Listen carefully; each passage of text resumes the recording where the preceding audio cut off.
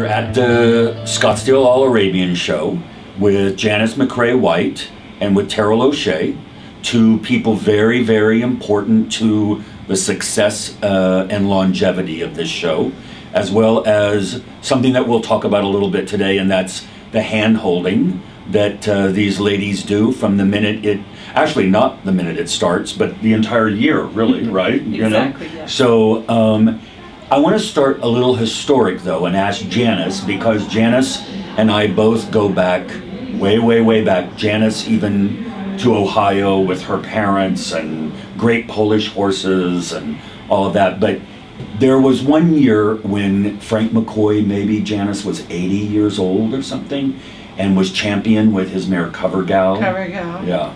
And who was reserve? Boss Melody was reserve. Yeah. One of the very, very famous Boss Secession daughters, like her sister Fire Music and a lot of the other beautiful Boss daughters from Lasma. You know, every time I post Fire Music, who was my favorite? Mine too. Your brother always comments on the Fire, and I notice it. Like he says, "Oh, that was one of my very favorites" and stuff. And I can remember when we still lived in Ohio. They had the Arabian Horse Fair in Louisville, and Lasma brought a whole string of horses there, and they laid over at our farm in Alliance, Ohio before they went to the Buckeye show. They stayed at our farm in Alliance, Ohio, and Fire Music stayed in our barn, and I was like so excited. She was the most beautiful thing I had ever seen.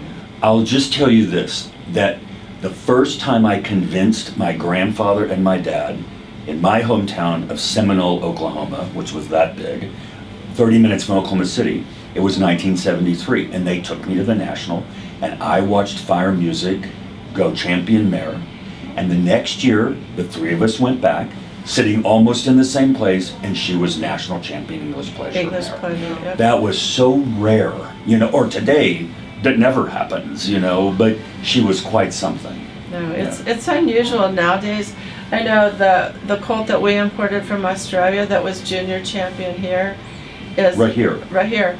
We actually put into performance training, and he was top 10 open twice, and that's just really unusual that people do that. I would love to see more of that but I've noticed recently though, a lot of the performance people, because they're looking for things to ride, are really picking up on our Scottsdale Signature Stallion babies that grow up to be 3-year-olds. We offer tremendous prize money in the 2-year-old, 3-year-old, and 5-year-old. I have one in the maturity here that I didn't even know we had that class. And have you guys seen those classes, because they are exciting and they have kind of a certain, you know, they're novel in the way you get into them and all that, and the prize money, have you seen those affect the show in a big positive way? No question. Yeah. The first couple years there were like 8 or 9 of the Western horses. I think last year we had 39 in the Futurity Signature Stallion program. It's just amazing how that's grown. And a lot of the trainers specifically look for young horses that are in our program, because we really have the best program for horses to move on into performance, and we put lots of prize money out there, and it's really good. It's definitely helped the entries for the breed, and it's helped the Signature Stallion program as well, because it involves the performance people, not just the halter people. Not just halter. I mean, wouldn't you say that this show has always and continues right off the bat in the year to separate the men from the boys? Like, the championships won here are very important to horses throughout the year. No question. If you go into that South Hall and look at our winners over the years, because they're all listed from 1955 on, you will see that, especially on halter, the horses that are the standards for the breeds, you know, are all listed there. I mean, everyone from Box to Padron to Muscat to, and some of the foundation mares that people have gotten over the years that. Battle Hill. Oh yeah. With Bay Serenade and Tevka. I remember. Weren't they champion in reserve? I remember when they bought Bay Serenade. I remember when she was 3 at the Scottsdale show. It's just amazing. And then the same with the performance horses, you know.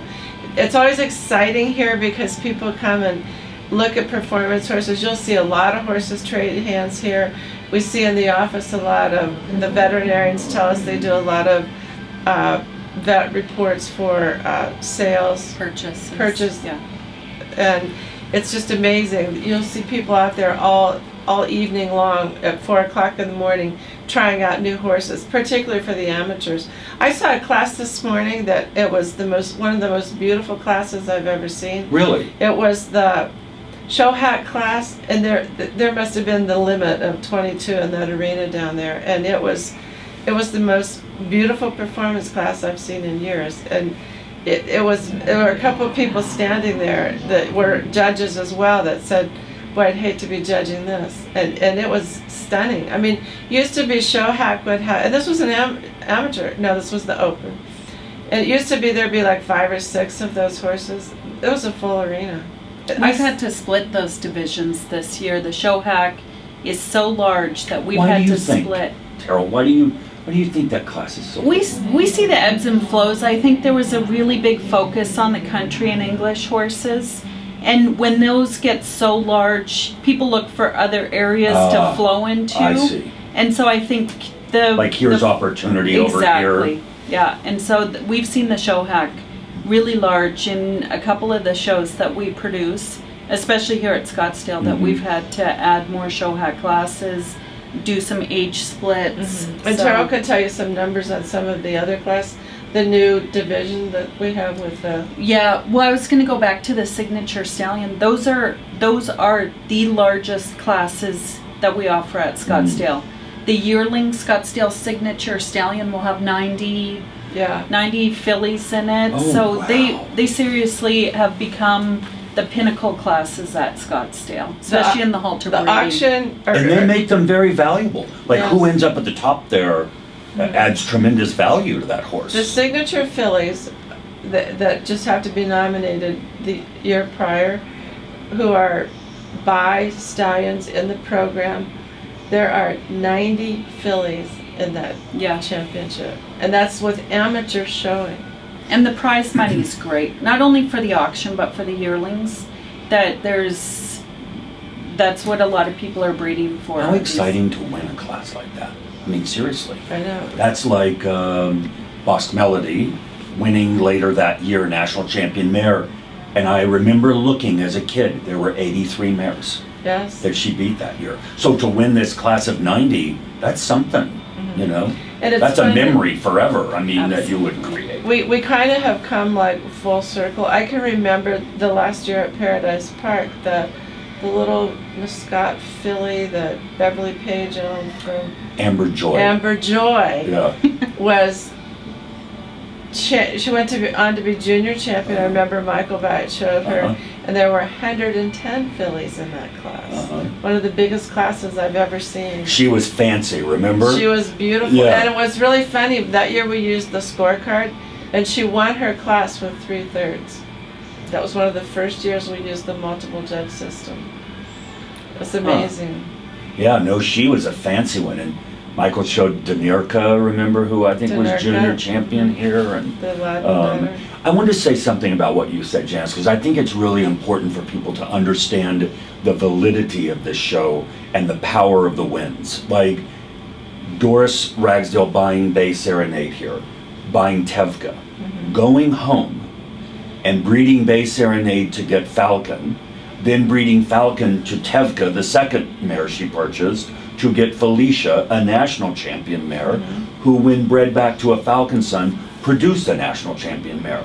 I mean, that would say to me, look, if you want to win, go to Scottsdale and buy the best fillies and go home and make a breeding program. I mean, because that's just what she did, you know? That was amazing. I know. So on the performance side, there are 5 million memories for people, but remember Allison Ewell, is that her last name, from Cal Poly, riding Rain On in the class when all those great trainers had to sort of take a back seat and let her do her thing. And it meant a lot to her. I'm sure that she got to be the one to ride that horse. It was a good dance song, I believe. Rain On was Boss and a Sanibel daughter, I think.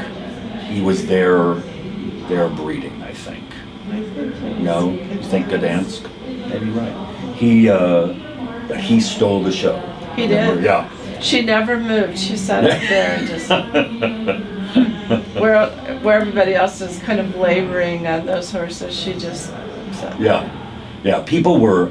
I remember that day. It was a beautiful day, and people really loved that. And Vija. Amazing memory here. Like, I remember Provisia in her saddle. I did not see. Oh, she was amazing. Yeah. And she did that with a 4.5-inch foot and 12 ounces on her front feet. And she trotted just as high as these horses. Wow. Yeah.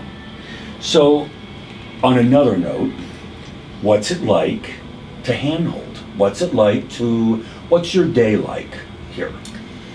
Well, once we get to the show, my job in particular gets a lot easier because all the people take on their roles. But one of the things that the current board has been very proactive about is making the Scottsdale show not only an event, but making people feel welcome, introducing new people to Arabian horses. And so we really try to focus on taking the time to introduce people to Arabian horses, as well as the existing Arabian owners, giving them an experience that keeps them wanting to come back to the show. Yeah.